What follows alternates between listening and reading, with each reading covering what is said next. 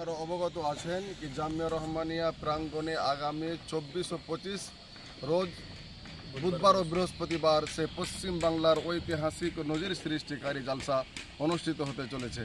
উক্ত জলসায় শুধু পশ্চিম বাংলা নয়, ভারতবর্ষের বিভিন্ন প্রান্ত থেকে ওলামায়ে উপস্থিত থাকছেন।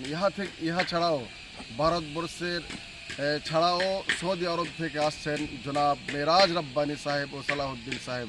অতএব ভারতবর্ষের বিভিন্ন প্রান্ত থেকে বসবাসকারী মুসলিমদের আহ্বান জানায় কি উক্ত জালসায় উপস্থিত হয়ে ওলামা ইকরামের অমীয় বাণী শ্রবণ করে ইহলৌকিক ও পরলৌকিক জীবনযাপনকে সুখময় করবেন। আগামী 24 ও 25 বুধবার ও বৃহস্পতিবার, আগামী কাল বাদ দিয়ে পরশু বুধবার ও বৃহস্পতিবার 24 ও 25 জানুয়ারি।